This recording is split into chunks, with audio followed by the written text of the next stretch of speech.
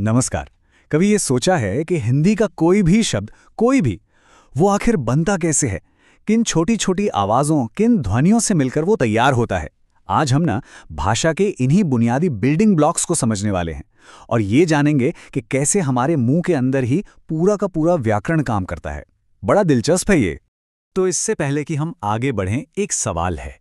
जरा इस पर सोचिए कि जब हम कुछ बोलते हैं तो उस आवाज की सबसे सबसे छोटी इकाई क्या हो सकती है? मतलब वो हिस्सा जिसे और तोड़ा ही नहीं जा सकता। और इसका जवाब है वर्ण। जी हाँ, वर्ण। वर्ण ही भाषा की वो सबसे छोटी ध्वनि है जिसके और टुकड़े हो ही नहीं सकते। इसे ना भाषा का परमाणु या एटम समझिए। मतलब वो सबसे बेसिक, सबसे फंडामेंटल यूनिट जिससे सब कुछ बना है। अच्छा, तो हिंदी वर्णमाला में इन परमाणुओं के दो बड़े परिवार हैं। एक परिवार है 11 स्वरों का और दूसरा है 33 व्यंजनों का। बस यही वो ध्वनियां हैं जो हमारी पूरी भाषा की नींव रखती हैं।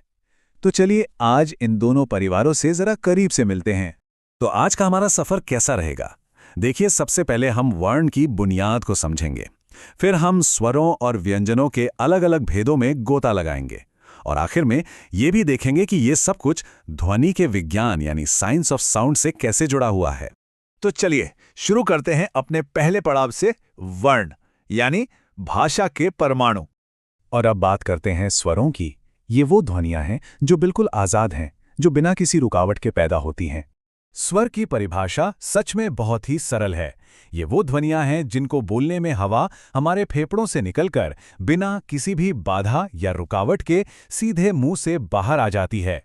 कोई टकराव नहीं, कोई फ्रिक्शन नहीं, बस एक स्मूथ सहज प्रवाह। अब स्वरों को बांटने का पहला तरीका है उन्हें बोलने में कितना समय लगता है। कुछ होते हैं ह्रस्व स्वर, जैसे कि अ, ए, उ, री। इनको बोलने में सबसे कम समय लगता है ना? और फिर आते हैं दीर्घ स्वर, जैसे आ, ई, उ, ए, ओ, औ।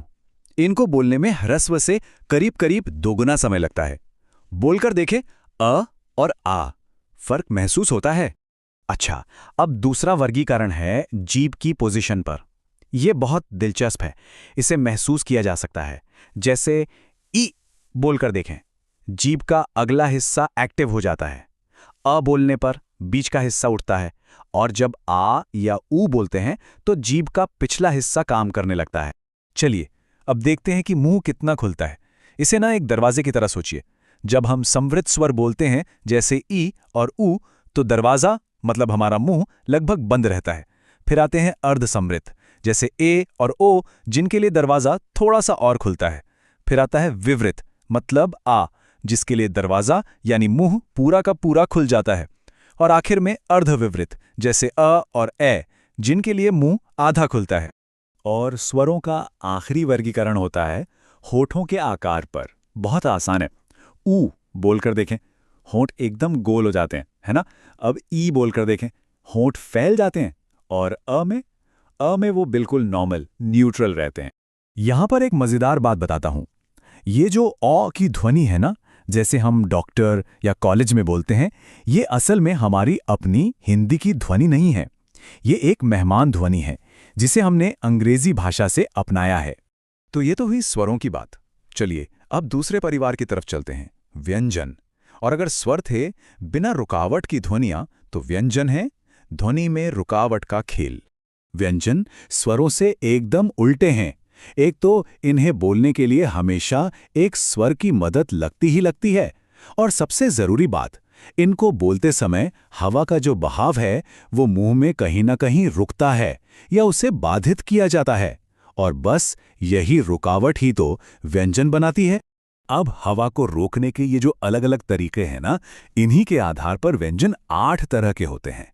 चलिए एक एक करके संक्षेप में देखते हैं कि ये कैसे काम करते हैं। तो सबसे पहले हैं स्पर्श व्यंजन। यहां क्या होता है कि हवा के बहाव को मुंह के अंदर पूरी तरह से ब्लॉक कर दिया जाता है और फिर अचानक से छोड़ दिया जाता है। क, च, ट, त, प बोलकर देखें, वो स्टॉप एंड रिलीज एक्शन महसूस होता है। दूसरा प्रकार है संघर्षी।